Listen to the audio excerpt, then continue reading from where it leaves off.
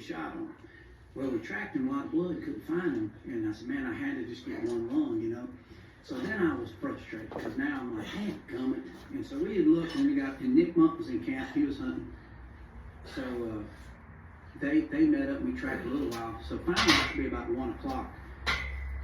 And we ain't hardly got nothing in our packs, you know. We had some water. And so my buddy of mine said, man, we're gonna get back to the camp and eat us something, and why don't we come back and we'll just refresh and we'll come back and look for this bull this afternoon. And dude, the weirdest, I brought my bow, I don't know, and I'm only about 300 yards from where I was laying under this pine tree, and I'm walking, I said, Mama, hey, come over and leave this guy. I said, man, this bull's gotta be here. By the time I look, out behind this dude's truck, like his truck is parked here, I look and this elk walks out from behind the truck, and it's a 6x6. Mm-hmm. And I grab my binoculars and I look and say, God, that looks like my bull. And I'm like, it can't be my bull, because my bull was up the ridge up here.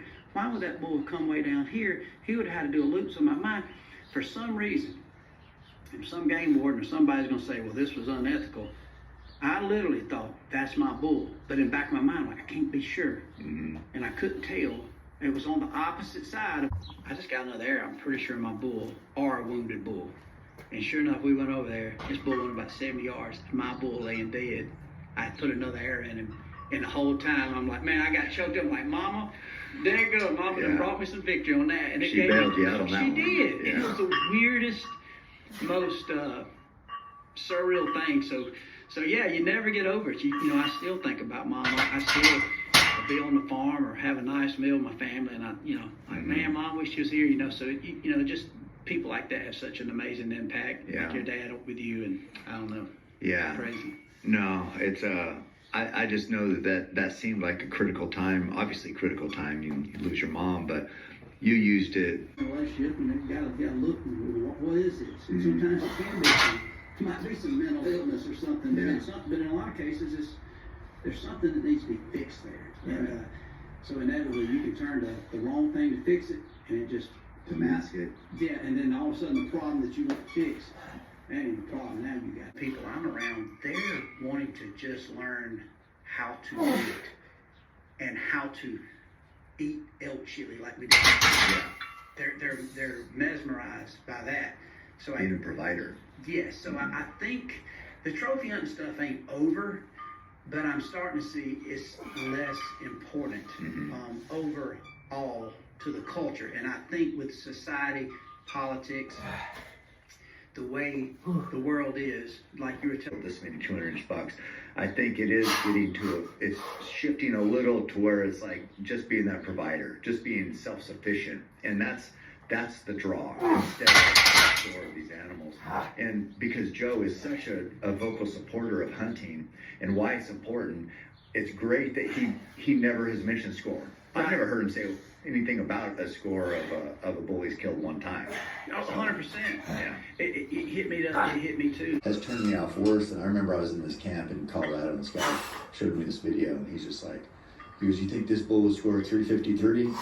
And I'm like, I don't know. I have no idea. He's like, because I killed a 353, and if this one, they wanted me to kill this one, if this one doesn't score over that, then I'm going to be pissed off. And I was just like, I said, who cares? I said, who cares what that bull, do you want to kill that bull or not? Yeah. I was just pissed. And it's like, I don't know if I almost got kicked off there because it's a great place, but God, that made me upset. It was just like, way, I was like, it doesn't fucking matter what it scores. Exactly, what does it matter? Podcast back to back to back, and then a hunting season, and then kind of just been getting back into it now. I think I have 3 more podcasts to do by the end of the year. So I was like, I was in really good shape before and in time I'd be like, okay, I'm gonna be ready, you know, from all these freaks. But then, you know, Brianna was talking to you about getting you here, and then I was like, oh my gosh, I got a beast coming, and I'm not in shape. So it was a great day, but I was a little nervous getting you in here because I mean, for those who don't know, Bo is like pretty new podcast, the Joe Rogan Experience yesterday.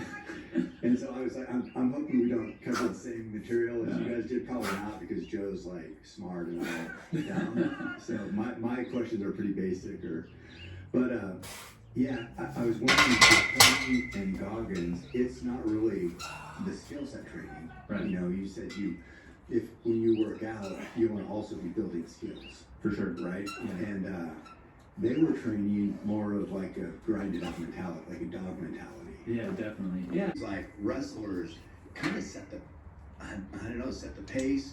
You know, the fight generally happens where they want it to happen for the, you know, not for the most part, but a lot of times.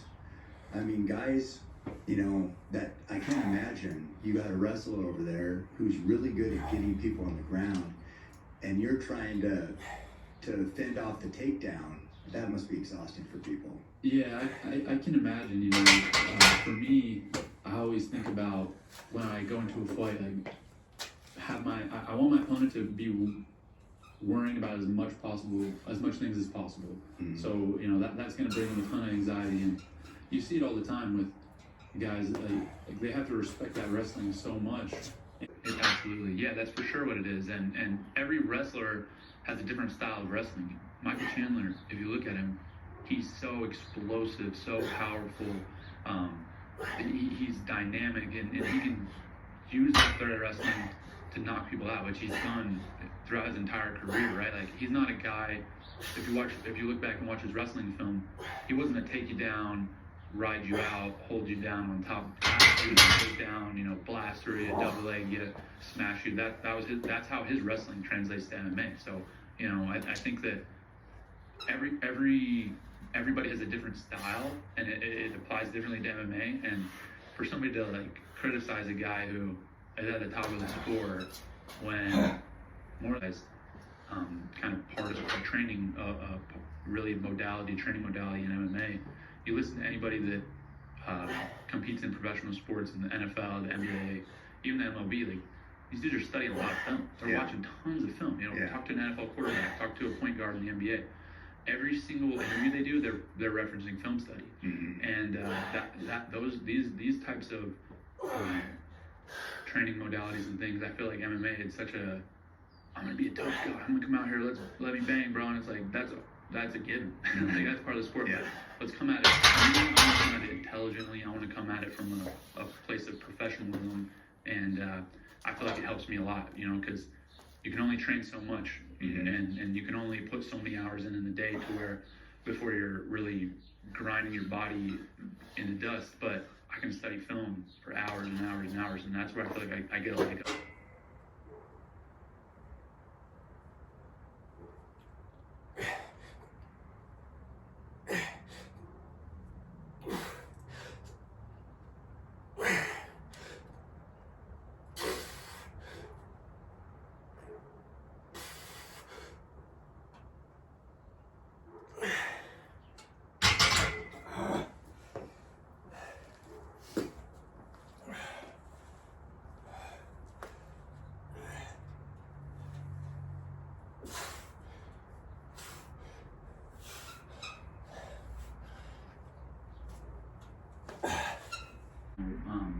I think all those guys are right for the picking, and you know, we'll see how it goes. You know, whoever the UFC decides to match me up with, I think that I'm continuing to develop as a fighter overall. My base and my footwork and my skills are getting sharper and sharper every day in the other aspects, and then, you know, I'm continuing to improve in wrestling. So by the time I'm fighting those guys, I don't really see.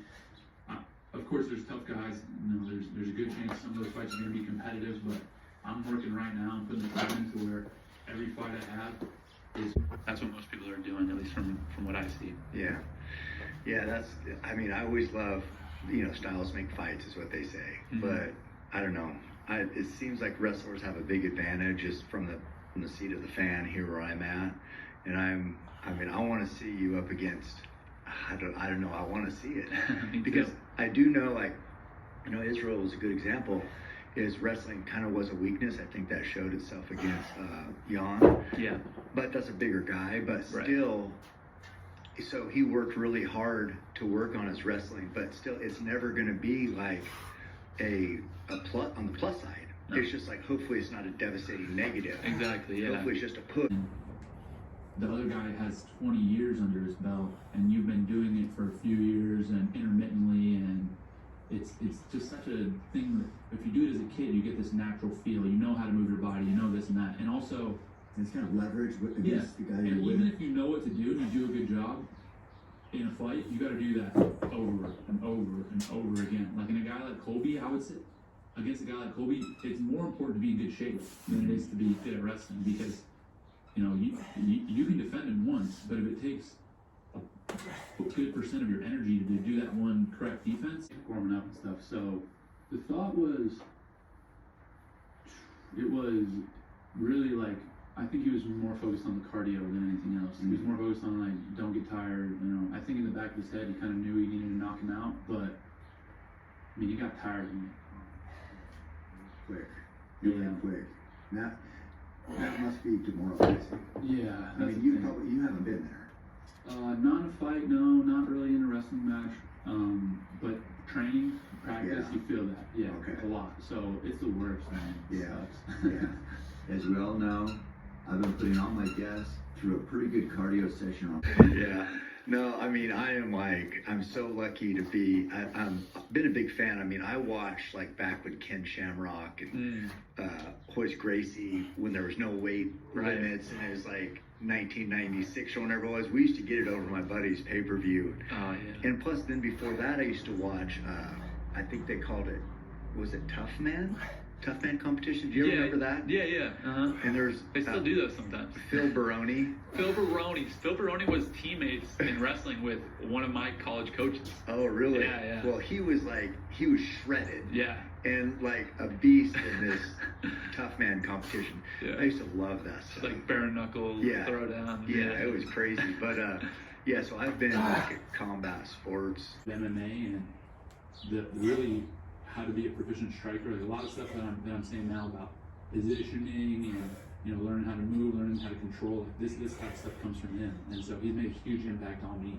And then the other coach I work with heavily is Mike Brown, and Mike, you know, he was WEC world champion, really obviously tough fighter, and now head coach at American Top Team down in Coconut Creek, Florida. And he's really taught me a lot of like the mental game of MMA, of, you know, pick your spots, stay in a good position, stay safe, and learning how to blend together. Whose dads are coaches, their dads are tough on them, and maybe they don't really want it, like they're not 100% in on whatever they're doing, and so that puts a strain on the relationship.